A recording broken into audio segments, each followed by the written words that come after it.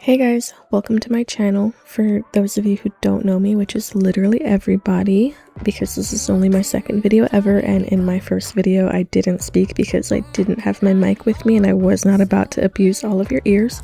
But for those of you who don't know me, my name is Brittany.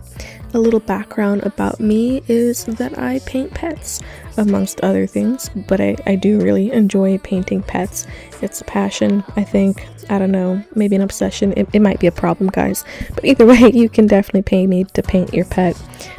I've done several. I've only recorded and taken pictures of a few just because I think in recent years I've been super shy about showing my artwork, but now that I'm getting older, I'm like, well, why not, right? Like, I mean, I'm not ancient. I'm 26, guys. I'm not like an old maid, but I think that over time I've realized that, like, what's the point of hiding it from the world? Because if you're hiding it, then it's the same as not having that talent in the first place. So now I'm caring a little bit less. Here I am. Hi, welcome. Yeah, so I paint pets. I paint animals. It doesn't have to be your pet. It can be a picture you found of a lizard on Google. It can be your neighborhood raccoon. I don't really care. Just let me paint that animal, guys. Let me paint your pet. Pay me to out. Did you hear my ankle crack? Pay me to paint your animal so I can get a podiatrist, please. But here I'm going to show you step by step how I go through tackling a pet portrait and introduce you to Pumpkin. Pumpkin here is a sweet little potato who is no longer with us, sadly, and that just makes paintings like this all the more special when they are memorial pieces. That just brings the family a little bit of comfort in those times.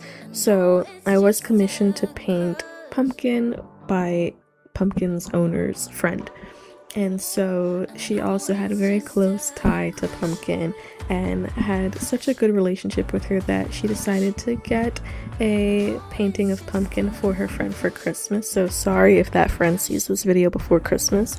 Hope you like your painting.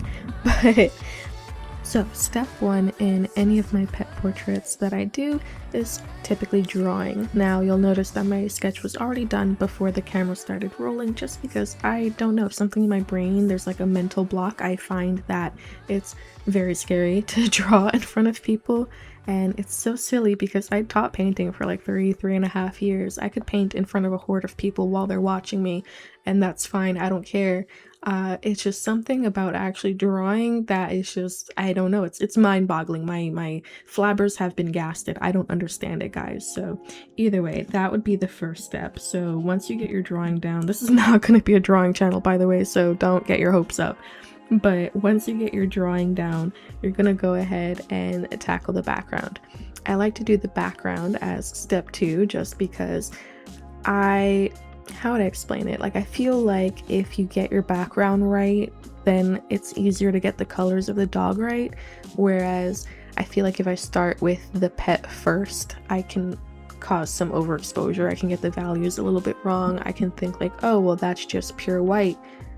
And it's not. It's actually like a really pale tan or whatever the case may be. So I think that doing the background personally helps me. It may be different for you, but that's just kind of what I do to help myself out in terms of value. And if you're new to art as a whole, no, I don't mean monetary value. I mean like light to dark. I mean like grayscale, not really grayscale, but yeah, I guess light to dark would be the best way to think about it. Like the range between white to pure black. So I want to make sure that I'm not causing any kind of weird value shifts in my painting as I go, and this is the best way that I found that helps me. And once I started this background, I just did a really quick wash of some phthalo green, and I was using Liquitex. Now I do use 3 primary brands of paint when I paint. I do Liquitex Basics, I do Winsor & Newton Galeria acrylic, and then I also do, I'm looking for a bottle that I have literally right in front of me, is I'm honestly gonna butcher this name because I've never known how to pronounce it. The Grumbacher, I don't know, guys. The Grumbacher Academy acrylics. those are the three main brands that I use. I think those are the best, and I do have different colors and different brands just because I find that some brands respond better in some colors. I can make a video about that later to help you guys out if you're just getting into painting. But yeah, so I did a really quick wash of just phthalo green, and it's super light. I had a lot of water on my brush, which I don't typically support using so much water because the water can break down the molecules in the paint and just cause weird things to happen. But since I was going back over it with a second coat of undiluted paint, I was like, whatever, I just need to get color on the canvas so it's less intimidating. So when I went in for my second coat of the background, it got a little bit more interesting. I ended up mixing some of that Liquitex phthalo green. I mixed some cobalt blue from Winsor and Newton. I mixed some, where's my other bottle, guys? It's missing.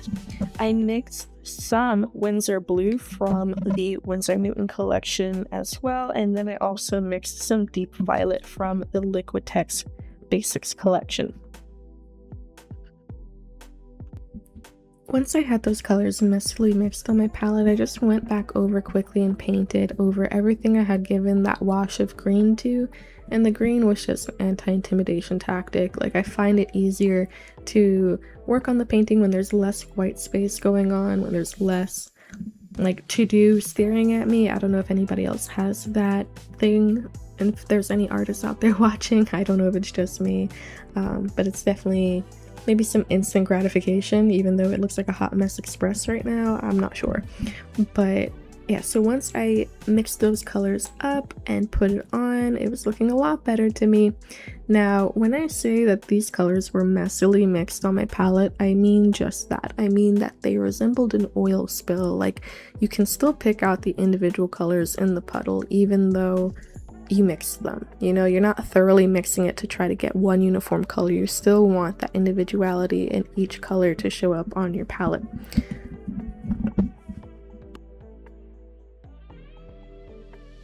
Obviously, that step is going to vary painting to painting, especially depending on what you're going for in the background. Like, if you're going for just a solid color, you're definitely going to want to mix your color thoroughly to make sure you get that uniform shade.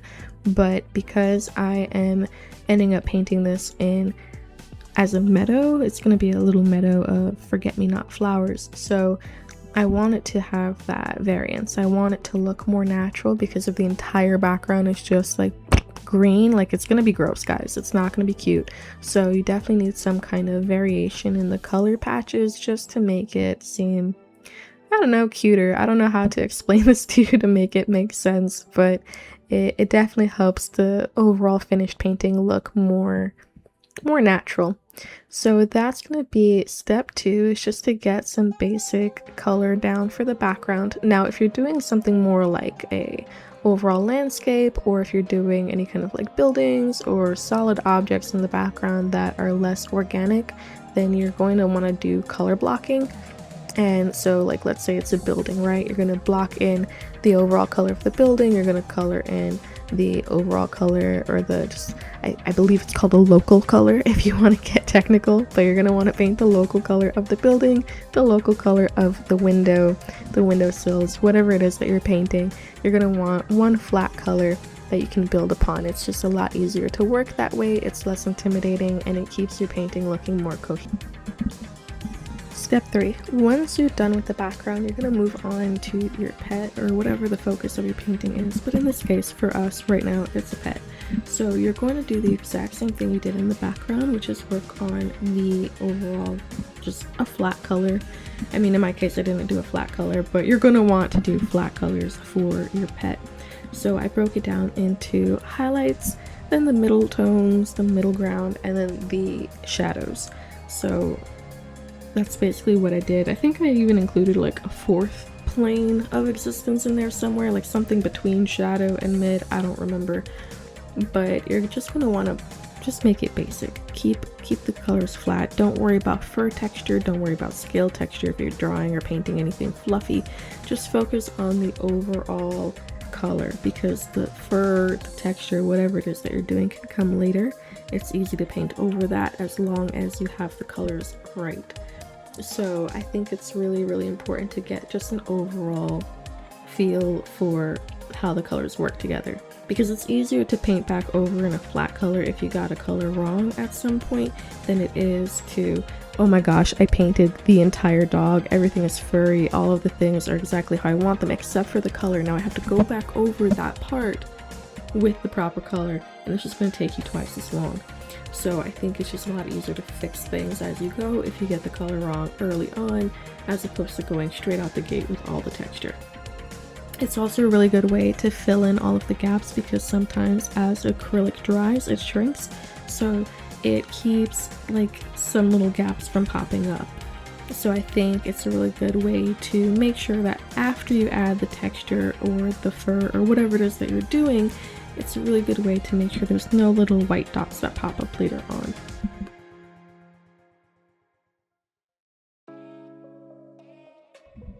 Step 5. Now step 5 is optional. I like to take a break every once in a while just to get up, stretch my legs. It's kind of hard sitting down for like 4 or 5 hours at a time just painting. Your spine will thank you. So at this point it was actually raining really hard outside and it sounded pretty, so I ended up opening the door up and just letting all of that fresh air in since it was nice and cool out. And here's some footage of that nice little storm. Step 6, when you're ready to get back to work, is going to be to work on the background. And now I say that, but this isn't really like a step that you have to follow, or in this order rather. Like, you can work on the pet that you're working on a little bit more if you want. It doesn't really matter, but I worked on the background just, I don't know, I didn't really have a reason. I just wanted to do it because it felt fun and I needed a break from working on her body, I think. But yeah, so I added some foliage in the background and kind of like a mid-color, and that was basically it for step 6.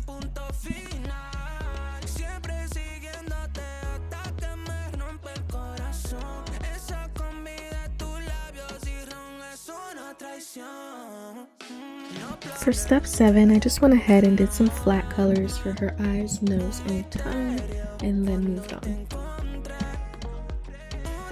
Step 8, or rather my step 8 for this painting, was just to start tackling more of the background. I wanted to go in with some brighter colors to just, I don't know, instant gratification. I think I was just tired of seeing the darkness in the background. My brother told me that she looked like she was emanating like hatred or danger or something. Like, she just looked ominous to him, especially with her dark soulless eyes, because I hadn't done any kind of coloring or highlighting of anything in the entire painting. So he said that she looked like she was just raging.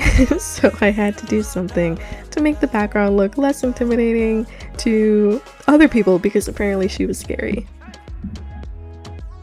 The next part is all of the detail work. I mean, like, all of the detail work. The fur, the paws, the ears, the leaves in the background, literally anything and everything that could go into the stage gets done. The only things that I don't do are the final finishing touches, like the highlights of the eyes, the nose, the tongue, and then the flowers in the background. Those are all the chef's kiss of the painting. I leave that for last because it makes me happy. You can do them in technically whatever order you want, as long as they sit on top of your previous work.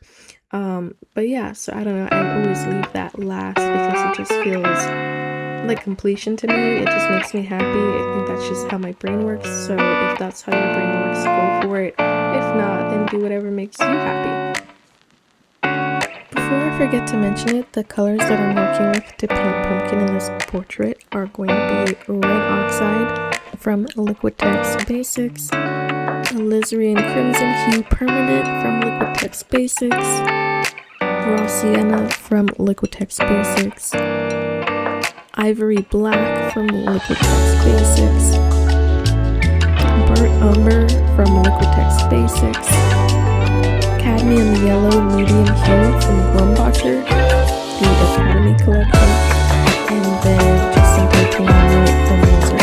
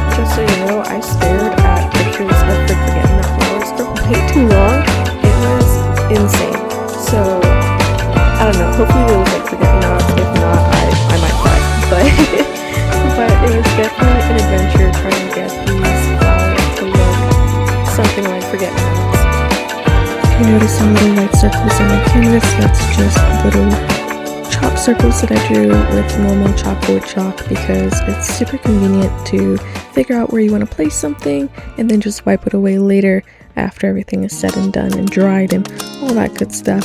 So it's just a cool little tip from a professional artist. That sounds super weird to say because this is my second video, but I've literally been painting more than half my life. But okay, bye. Once I got my base coat down with the flowers, I then waited for that to dry and then went in with my little dots of white around the flowers. I lined the flowers with a mix of deep violet and medium magenta, and then I also went into the flower centers with some cadmium yellow and then some more medium magenta. I added some more little white flowers everywhere and then just really started going crazy with the flowers. I think I got a little flower happy towards the end for sure, but I don't know, tell me what you guys think.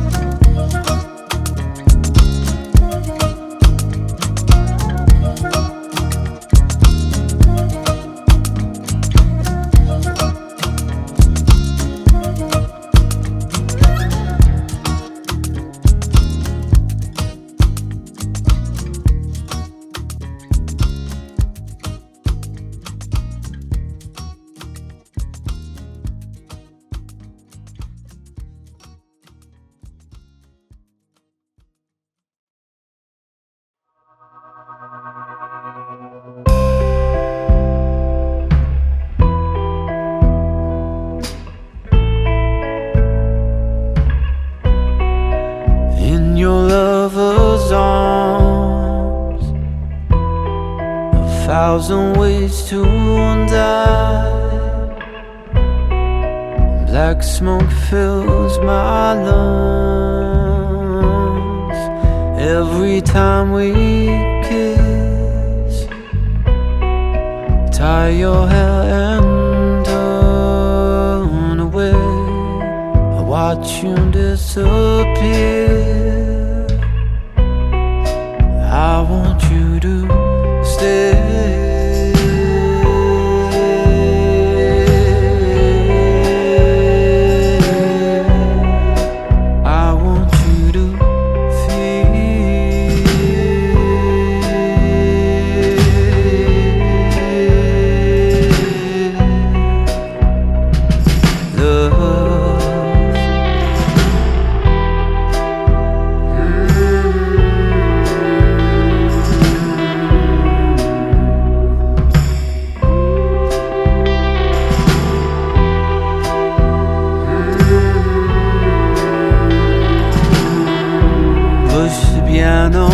Down the stairs, see fire in your eyes.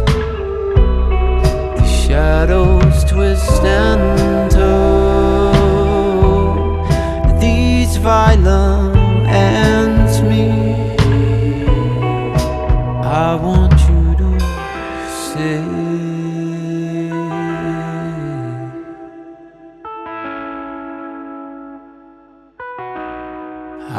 want you to feel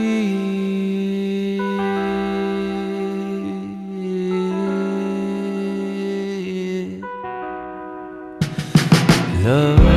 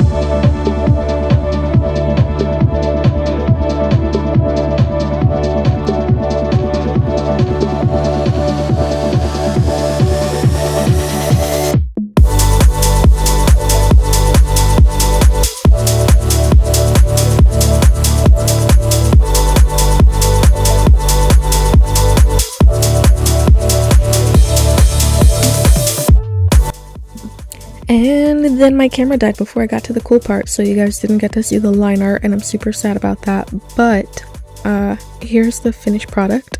Let me know what you think in the comments below, and I hope you liked it. If you want to see more weird pet videos or just more weird painting shenanigans, let me know. Go ahead and hit that subscribe button and the bell notification button. Bye!